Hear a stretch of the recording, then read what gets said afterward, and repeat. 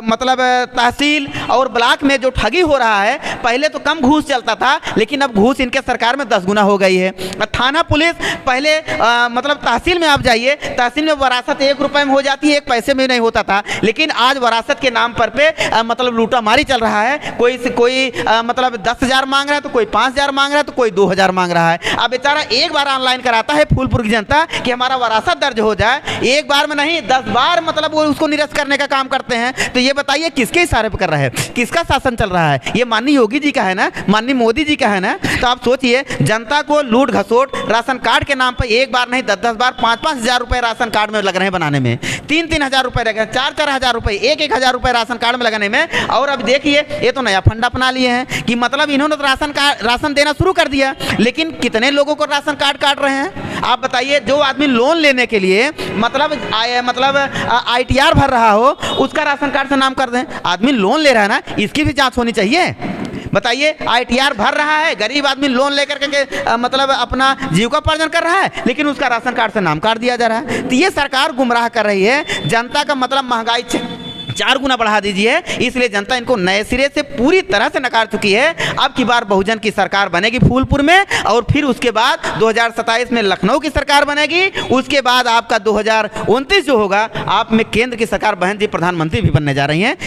Samajwadi party क्या कहते हैं, इंद्रजीत सरोज जी को, मंत्री जी को चुनावी जिम्मेदारी दी है। वहीं पे क्या कहते हैं, भारतीय जनता पार्टी ने केशव प्रसाद मौर्य जी को दिया है। उसे आप किस नज़रिए से देखते हैं, कैसे उन्हें टक्कर दे पाएंगे, मात दे पाएंगे? कहेंगे जितने भी प्रत्याशी हैं, चाहे क्या कहते हैं जितेंद्र सिंह जी हों, चाहे मुस्तफ़ा सिद्दीकी हो, चाहे दीपक पटेल हो, और चाहे शाहिद अख्तर खान हो, सभी का कहना है कि हम क्या कहते हैं बहुजन समाज पार्टी के बहुत पुराने सिपाही हैं, उस क्लास से निकले हुए हैं। जितेंद्र सिंह तो अभी नए आए हुए हैं। भाजपा वाले कि पटेल समाज 70-80 हज़ार हैं, आप जानते हैं 70-80 हज़ार हैं। पटेल समाज मात्र 30 से 32 हज़ार हैं, और बिंद समाज 50 से 55 हज़ार है। ये बिंद समाज के नाम पर पटेल समाज अपने में जोड़ करके वो कहता है कि हम 80 हज़ार हैं, मतलब 30 हज़ार वो, 55 हज़ार ये, मतलब 80 हज़ार, 80-85 हज़ार बताते हैं। लेकिन ये मतलब जो बीजेपी है, ये पटेल के नाम पर बिंद समाज के अधिकार को हनन कर रही है।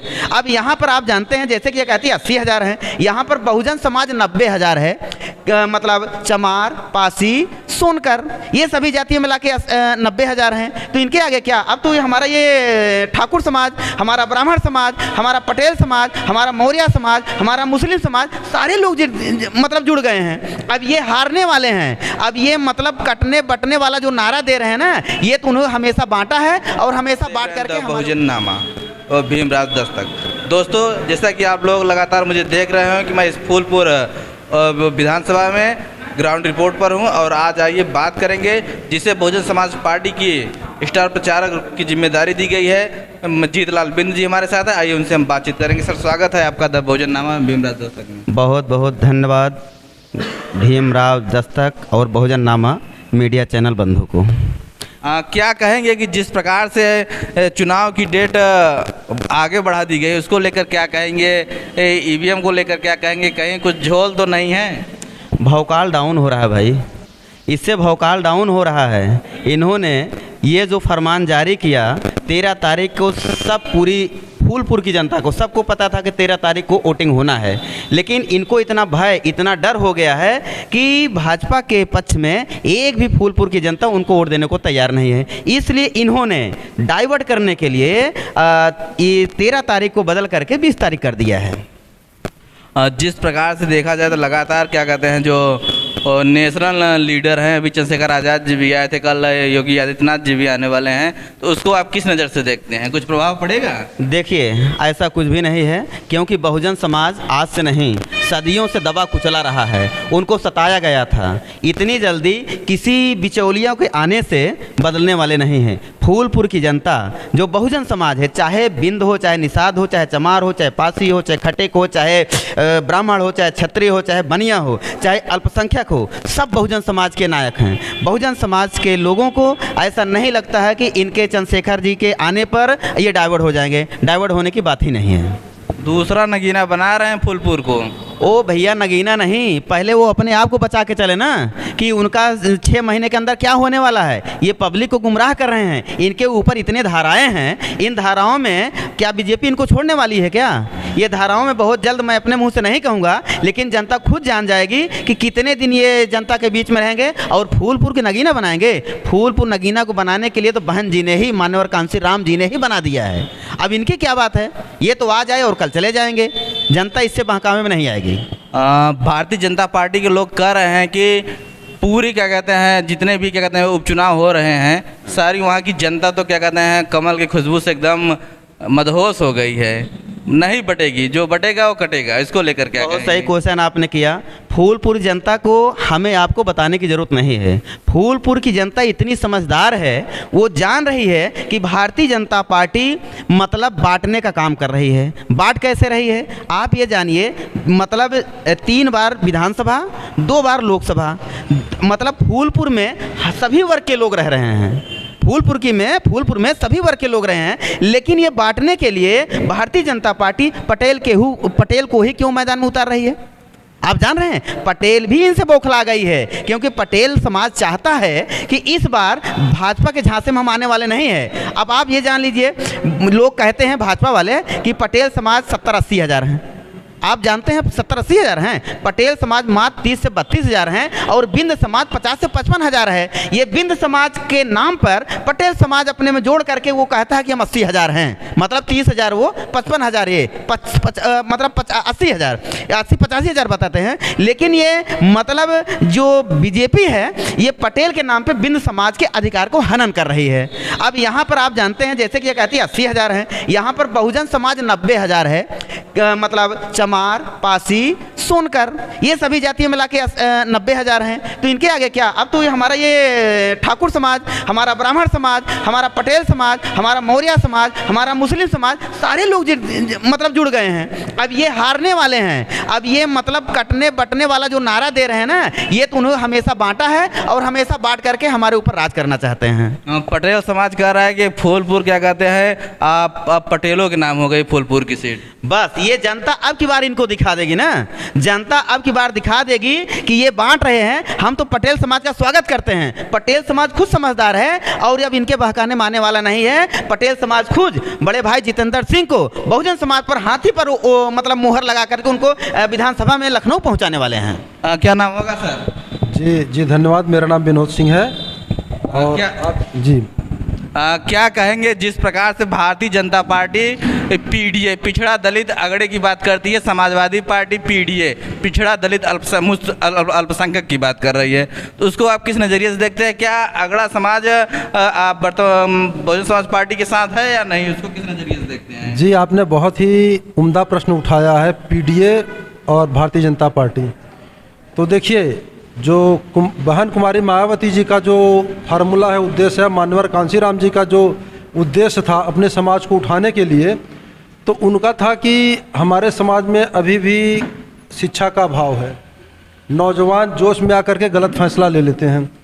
और पीडीए का एजेंडा कैसा रहा है और पीडीए में किस प्रकार के लोग हैं, यह पूरी दुनिया देख रहे हैं, उसको बताने की ज़रूरत नहीं है, वो सभी देख रहे हैं। अगर पीडीए का काम इतना ही अच्छा होता तो बहन जी भी वहाँ जाती, लेकिन बहन जी ने पीडीए और दूसरी भाजपा की इन दोनों की चाल को समझा और उन्होंने फैसला किया कि हम किसी के साथ नहीं जाएंगे। नहीं, वो भी जा सकती थी। आने वाला 2027 आपको दिखाई देगा इसमें कि जनता, पूरे उत्तर प्रदेश की जनता माननीय कुमारी बहन मायावती जी के साथ कंधे से कंधा मिलाकर खड़ी रहेगी। उसका शुरुआत जो है उपचुनाव 256 विधानसभा फूलपुर से हो चुका है। जैसा कि आप देख रहे हैं, लोकल प्रत्याशी होने के नाते बड़े भैया जितेंद्र जी के साथ प्रत्येक समाज के लोग जुड़ रहे हैं। ना इसमें कोई जाति पात की बात है और ना ही किसी धर्म की बात है, किसी मजहब की बात है, किसी पीडीए की बात है या किसी अन्य पार्टी की बात है। इस वक्त सब लोग बहुजन समाज पार्टी की विचारधारा से जुड़ रहे हैं और अपना बहुमूल्य मत आने वाली 20 नवंबर को हाथी पर दे करके भैया जितेंद्र को विधानसभा पहुंचाने का कार्य करेंगे और आने वाली 2027 को कुमारी बहन मायावती जी को दोबारा उत्तर प्रदेश की मुख्यमंत्री नियुक्त करने जा रहे हैं। क्या कहेंगे जितने भी प्रत्याशी हैं, चाहे क्या कहते हैं जितेंद्र सिंह जी हों, चाहे मुस्तफ़ा सिद्दीकी हो, चाहे दीपक पटेल हो और चाहे शाहिद अख्तर खान हो, सभी का कहना है कि हम क्या कहते हैं बहुजन समाज पार्टी के बहुत पुराने सिपाही हैं, उस क्लास से निकले हुए हैं। जितेंद्र सिंह तो अभी नए नए आए हुए हैं। भैया ये सब भगोड़े हैं। आज भगोड़ों को बहुत बड़ा आरोप लगा रहे हैं आप। बहुत बड़े भगोड़े हैं। हम इसलिए भगोड़ा कह रहा हूं कि जिसने इनको जीरो से अर्थ से फर्श पर उठाया, माननीय बहन जी ने, मान्यवर कांसी राम जी ने, आज उन्हीं को ये धोखा कर रहे हैं। अब जब जिन्होंने इनको पाला पोसा बढ़ाया, अब उनको धोखा तो दे दिया। अब जनता फूलपुर को देख रही है। अब जनता भी समझ रही है कि जब ये बहन जी के नहीं हुए तो हमारा क्या हो गए।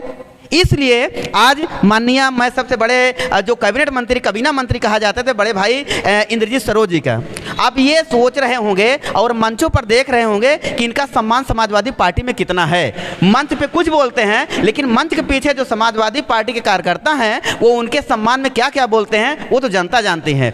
एक चीज़ और मैं कहना चाहूँगा, जो व्यक्ति जिसको बहन जी ने पूरे प्रदेश भर का कमान दे दिया था, 403 विधानसभा सीटों की जिम्मेदारी दे दी थी, आज वही कैबिनेट मंत्री आज समाजवादी पार्टी में आए हैं तो वो 1-2 टिकट के लिए गिड़गिड़ा रहे हैं। अब सोचिए। अब रही बात हमारे बड़े भाई दीपक पटेल जी को, दीपक पटेल जी, बहन जी ने इनको करछना से विधायक बनाया और वो भारतीय जनता पार्टी छोड़ करके फूलपुर में मतलब बहुजन समाज पार्टी छोड़ करके अब भारतीय जनता पार्टी का दामन छोड़ करके अब करछना वालों को ठगा, अब फूलपुर वालों को भी ठगने जा रहे हैं। क्या आप इनसे उम्मीद लगा सकते हैं? जनता इनको जान गई है, इसलिए जनता पूरी तरह से सिरे से एकदम नकार रही है। फिर से बसपा, अब बसपा जो है 2027 में अपना सरकार बनाएगी। आप एक चीज़ और मैं बताना चाहता हूँ, आप ये सोचिए, ये लोग चाहे भाजपा हो चाहे समाजवादी पार्टी हो, ये लोग कम से कम 10-10, 20-20 दल के मतलब गठबंधन बना करके चुनाव लड़ रहे हैं। आप सोचिए, माननीय बहन जी अकेले दम पे चुनाव लड़ रही हैं। पूरी जनता इनको 50% वोट देने का काम करती है,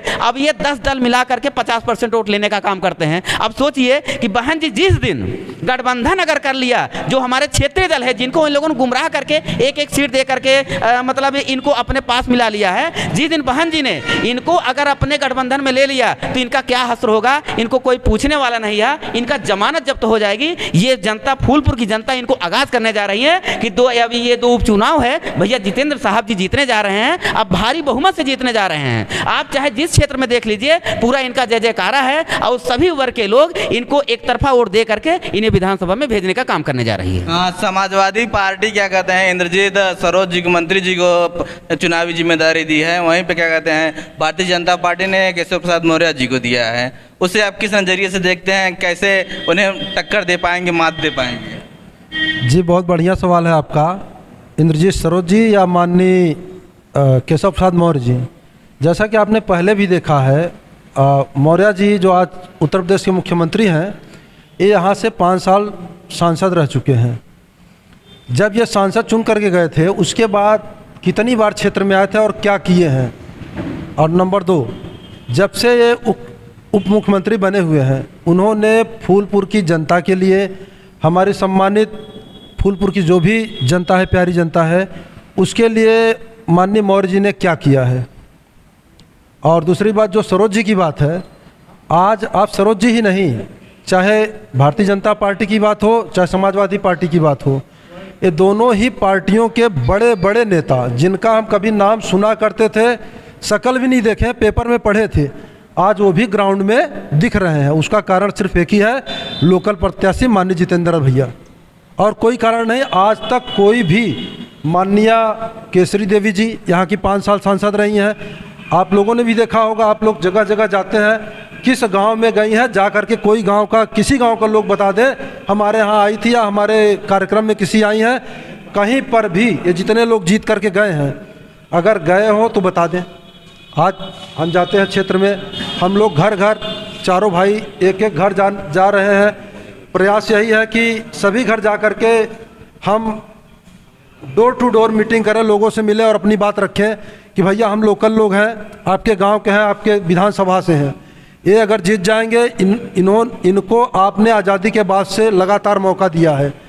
केवल ये चुनाव के टाइम पर आते थे और जगह जगह सभा करके चले जाते थे, लेकिन आज आप लोग भी देख रहे होंगे, आलम ऐसा है कि पूरे के पूरे जो भी इनकी यहाँ की मंडल की कमेटी है या प्रदेश की कमेटी है, सब फूलपुर में डटे हुए हैं, दिन रात भ्रमण कर रहे हैं चारों तरफ, और इनसे जनता सवाल पूछ रही है, जगह जगह सवाल पूछ रही है। कारण सिर्फ लोकल प्रत्याशी जितेंद्र भैया। तो इस बार हम अपनी सम्मानित फूलपुर की जनता से यही अपील करेंगे कि अपने भाई के साथ कंधे से कंधा मिला करके आने वाली 20 तारीख को नंबर 1 पे हाथी वाला नीला बटन दबा करके जितेंद्र भैया का कंधा मजबूत करें और बहन कुमारी मायावती जी को मजबूत करें, और 27 में हम लोग दोबारा उत्तर प्रदेश में सरकार बनाएंगे। आप जितेंद्र सिंह जी के बहुत करीबी हैं, क्या प्लान है फूलपुर की जनता के लिए? अगर फूलपुर की जनता क्या कहते हैं जितेंद्र जी को भेज दिए विधानसभा में? देखिए, हम बहुत बड़े नेता तो हैं नहीं, ना ही बड़े किसी राजनीतिक घराने से आते हैं। हमने जब से होश संभाला था हम फौज में चले गए थे, रिटायर आए कोरोना के टाइम पे, लोगों से उतना जुड़ा हुआ नहीं। जब से जुड़े हैं, अभी पिछला प्रधानी चुनाव हुआ था, प्रधान बने हैं, उस टाइम पे अब जा कर के समझ में आ रहा है कि गांव में समस्याएं हैं। कहने के लिए तो आयुष्मान कार्ड चलता है, गरीबों का इलाज 5 लाख का मुफ्त होगा, लेकिन उसमें भी इन्होंने क्राइटेरिया रख दिया है कि जिस फैमिली में 6 लोग हैं उन्हीं का बनेगा, बाकी बनेगा नहीं। एक तरफ आप जनसंख्या नियंत्रण की बात करते हैं, हम 2 हमारे 2, और दूसरी तरफ आपने क्राइटेरिया कर दिया 6 लोगों का। तो भैया ये बताइए, क्या सबके घर में 6 ही लोग हैं? 4, 3, 2 या कोई सिंगल नहीं है? कल मैं गया था दुबावल साइड में, दुबावल आप लोगों ने सुना होगा, ककरा के साइड में किनारे है, वहाँ पे हमने देखा एक विकलांग बंदा है, उसके माँ बाप कोई नहीं है, ठीक से बोल भी नहीं पा रहा है। तो हमने वहाँ लोगों से पूछा कि भैया इनका आधार कार्ड या कुछ है तो दीजिए, हम इनका आधार कार्ड नंबर वगैरह टैगिंग करके अपने जो भी ब्लॉक पे सचिव हैं बहादुरपुर, हमारे जो भी अधिकारी हैं उन तक इनकी बात पहुंचाई जाएगी और इनको पेंशन या जो भी सुविधा हो मुहैया कराई जाएगी, हम उसके लिए बात करेंगे। लेकिन उस बेचारे का आधार कार्ड भी नहीं बना है। कारण यही है कि वो बेचारा विकलांग है। लोग आते हैं, मांग करके वादे करके चले जाते हैं। हम अभी ज़मीन पर जहाँ भी हम चारों भाई उतर करके देखे हैं समस्याएँ, वो हम डायरी में नोट किए हैं और हमारे दिमाग में भी नोट है, और हृदय भी हमारा द्रवित हो जाता है इस प्रकार का आलम देख करके कि जहाँ आज बोलते हैं कि झोपड़ी मुक्त और शौचालय मुक्त, बाहर में शौच मुक्त, लेकिन गांव की कंडीशन भैया बहुत ख़राब है। समय होगा, चलिए हम दिखाएंगे। तो जो चीज़ हम देख रहे हैं ग्राउंड लेवल पर जाकर के, सबसे पहली प्राथमिकता यही होगी, यदि जनता का आशीर्वाद प्राप्त हुआ, कोई वादा नहीं कर रहा हूँ, काम करके दिखाऊंगा, और नहीं दिखाऊंगा तो आप ही नहीं जितने बंधु इस चीज़ को देख रहे हैं, चाहे वो मीडिया के हों चाहे कोई भी हो, आ करके हमारा विद्यालय IVS सेंट्रल एकेडमी कतवारूपुर गेट पे हमारा घर है, देवकली ग्राम सभा हमारा निवास स्थान है, हमसे सवाल पूछ लेंगे या बताएंगे भैया आपने ये बोला था, यहाँ पे ये काम नहीं किया। हम पूरा का पूरा जितना हमसे बन पड़ेगा करेंगे और करते आए हैं। क्या कहेंगे जिस प्रकार से आप बिंद समाज से आते हैं और अभी पुलिस कस्टडी में बिंद समाज की एक युवा की हत्या हो गई, अनुसूचित जाति की एक क्या कहते हैं कौन गौतम है, ठाकुर बिरादरी के लोगों की हत्या पुलिस कस्टडी में बड़े पैमाने पर है, इसको आप किस नज़रिए से देखते हैं? बहुत अच्छा क्वेश्चन किया। सबसे पहले तो मैं उन पीड़ित परिवार के लोगों को सहानुभूति और मृतक परिवार को इस दुख की घड़ी में दुख की पीड़ा सहन शक्ति की उनको क्षमता मिले। ये मैं प्रदेश सरकार के यशस्वी मुख्यमंत्री योगी सरकार जी से मैं मतलब ये क्वेश्चन कर रहा हूँ कि जिस प्रकार से आप ऑलराउंडर हो गए हैं, काम के प्रति निष्क्रिय हो गए हैं, काम के प्रति ये निष्क्रिय हो गए हैं, उसी प्रकार से आपने पुलिस प्रशासन को भी अपने कार्य क्षमता के आधार पर उनको निष्क्रिय बनाने का काम किया है। जैसा कि आपने कहा कि मोहित पांडे लखनऊ से, वो पुलिस कस्टडी में बेचारा मारा जाता है। जौनपुर में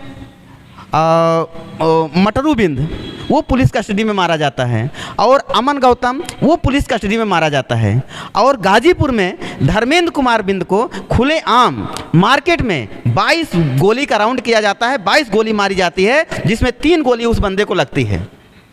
गाजीपुर में आप जाकर के सुन लिए, इनकी त्राहिमाम हो रही है। अब वो जिस धारा में उनका FIR हुआ है धर्मेंद्र कुमार बिंद का, समझ लीजिए उसमें कोई गिरफ्तारी नहीं है। अगर यही मतलब हत्या किसी अन्य गैर बिरादरी का होता तो ये उसके घर में बुलडोजर चलवाने का काम करते हैं। दूसरी बात, अभी आप देखिए इन्होंने बंटने और कटने का नारा दिया है। इन्होंने इस तरीके से हम लोगों को बांटा, देश की जनता अमन चैन से जी रही है, इसमें जात लिंग भेद का कोई वजह नहीं रहा है। लेकिन जब से इनकी सरकार बनी है, इन्होंने बांटने का काम तुरंत किया। जैसे कि 3 लोग कस्टडी में मरे, तो जो मोहित पांडे जी मरे हैं उनको संवेदन, उनके परिवार से मुझे दुख है, लेकिन इन्होंने सबसे पहले उन्हें 10 लाख रुपए का देने का काम किया। 10 लाख का मुआवजा अपने आप और घोषणा भी किए। लेकिन वहीं पर जो मिट्टू मतलब मटरू बिंद है और जो अमन गौतम है, उनके दरवाजे पर ना तो गए और ना उन्हें सहयोग राशि दिया। बताइए ये सरकार है? मतलब इस तरीके से ये मतलब पूरे देश की जनता को बरगला करके उनको गुमराह करके वोट लेंगे? तो मैं ऐसी सरकार को नकारता हूँ। और फूलपुर की जनता, यहाँ की नहीं, पूरे 9 विधानसभा में जो उपचुनाव हो रहे हैं वहाँ की सारी जनता इन्हें नकार दिया है। अब बाबा जी का स्थान वहाँ मंदिर में होगा, न कि संविधान के मंदिर में होगा। अब इनको तुरंत, इनका इसी उपचुनाव के बाद इनका बोरिया बिस्तर बंधेगा और ये गोरखपुर में जाएंगे। आपको स्टार प्रचारक की जिम्मेदारी दी गई है, लगातार आप फील्ड में जनसंपर्क कर रहे हैं, तो क्या लगता है जितेंद्र सिंह की कौन सी बात आपको सबसे ज़्यादा दिल को छू रही है? उनकी कौन सी बात? देखिए, जितेंद्र भैया को सबसे बड़े तो पहले वो तो मतलब किसी के चमचा नहीं है। किसी के कहने पर अगर वो विधायक मतलब फूलपुर की जनता, सम्मानित जनता उन्हें विधायक बनाकर भेजती है। सुनने में आ रहा, लोग कह रहे हैं कि बाहुबली हैं। भैया ये तो बाहुबली लोग ही बाहुबली कहेंगे ना, बदनाम करेंगे। इनका काम क्या है? मतलब फूट डालो राज करो। ये तो फूलपुर की जनता जानती है ना कि कैसे आरोप लगा रहे हो? खुद ही कह रहे हैं कि बटोगे कटोगे, आप कह रहे हैं कि भैया बार बार फूलपुर की जनता समझ रही है कि ये सिर्फ लॉलीपॉप देते हैं, ये गुमराह करते हैं, ये बटने कटने की बात करते हैं, लेकिन फूलपुर की जनता समझदार है। अब मैं बताऊं जितेंद्र भाई साहब, इनका आप कहीं भी एक भी FIR किसी थाने में 151 मतलब इसमें कोई धाराएं नहीं हैं। आप सोच लीजिए, इनका गांव में या समाज में कहीं भी कोई मतलब कंप्लेन नहीं है। तो ये जनता का विश्वास जीत चुके हैं पहले से भी। ये 2 बार इसे देवकली के प्रधान और अपने गांव के इनके भाई प्रधान रहे हैं। वहाँ की जनता से पूछिए कि इनके मतलब शासनकाल में गांव में कितना विकास हुआ है। अब रही अब जिम्मेदारी अगर फूलपुर की जनता इनको दे रही है, तो जिस प्रकार से गाँव में प्रधानी का माहौल होता है, प्रधानी का चुनाव जीतना मामूली बात नहीं है, ये टेढ़ी खीर होती है। लेकिन जो मतलब 2 लोकसभा जीत लीजिए, 2 विधानसभा जीत लिए, तब एक गांव पंचायत का प्रधानी जीत पाएंगे। तो लेकिन इन्होंने पहली बार में, दोनों बार ये लगातार प्रधान बने हुए हैं। तो ये जिस प्रकार से गांव में अपना काम कर रहे हैं, उसी प्रकार विधानसभा में भी जा करके डोर टू डोर, जैसा कि उनके छोटे भाई भैया ने कहा है, उसी तरीके से ये विधायक जी सारे लोगों की जिम्मेदारी है। वो देश फूलपुर की जनता को, चाहे शौचालय हो, चाहे नाली खड़ंजा हो, चाहे आयुष्मान कार्ड हो, चाहे आवास हो, चाहे मतलब फूलपुर में जो थाना और मतलब तहसील और ब्लॉक में जो ठगी हो रहा है, पहले तो कम घूस चलता था, लेकिन अब घूस इनके सरकार में 10 गुना हो गई है।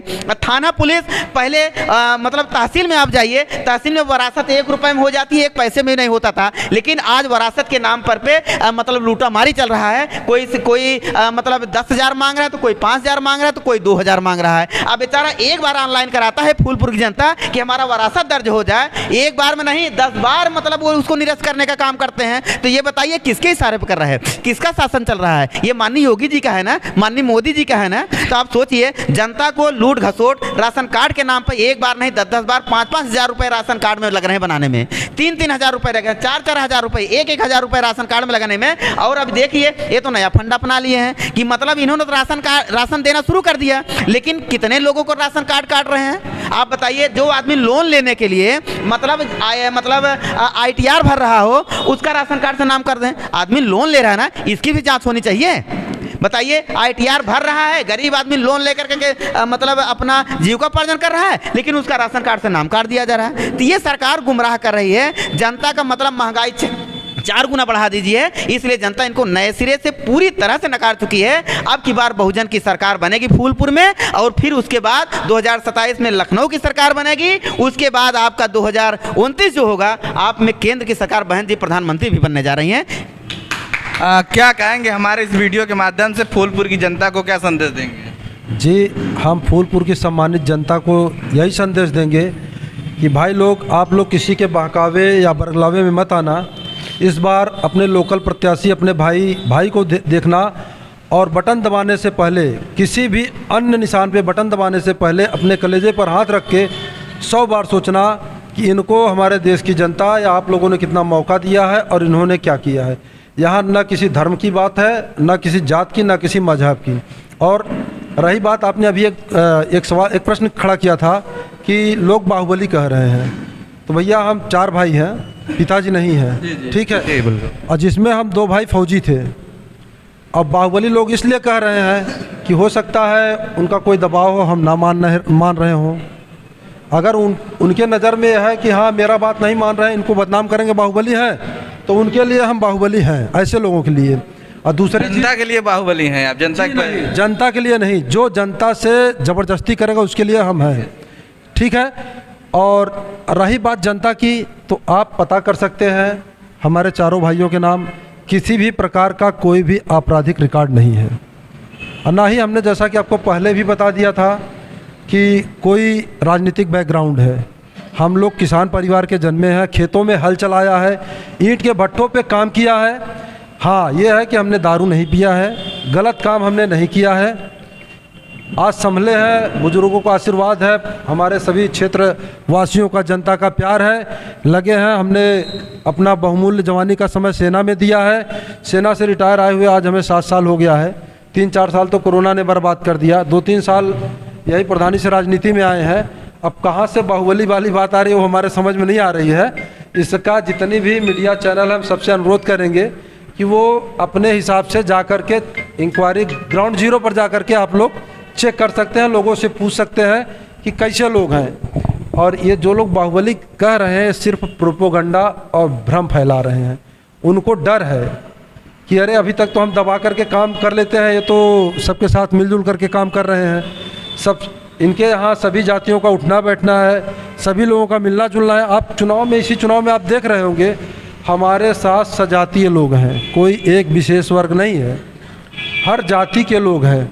और लगभग जब जिस दिन वोट पड़ जाएगा, परिणाम आएगा, आपको दिखेगा हमारे गांव के, मतलब जहां हमारा निवास है वहां से 8-10 गांव, 15 गांव 80% हमारे साथ रहेगा और 10-20% में इन सब में बढ़ के रहेगा। ये परिणाम आपको देखने को मिलेगा। और उसी दिन आपको यह जवाब मिल जाएगा कि बाहुबली जो ये बना रहे हैं कौन है। अगर हम बाहुबली रहेंगे तो हमारे साथ लोग नहीं आएंगे, उसी दिन यह परिणाम मिल जाएगा। आने वाली 23 तारीख को जिस दिन गिनती होगी उस दिन सबको जवाब मिल जाएगा। चलिए, बहुत बहुत धन्यवाद आप लोगों को। तो आप लोगों से मेरी गुजारिश है कि अगर आप लोग चैनल पर नए हैं तो चैनल को सब्सक्राइब करें। इन सारे मुद्दों पर आप लोगों की क्या प्रतिक्रिया है, ये इनकी बातों से आपको लग रहा होगा, आप वीडियो के कमेंट में हमें ज़रूर बताएं और इस वीडियो को अधिक से अधिक शेयर करें। धन्यवाद।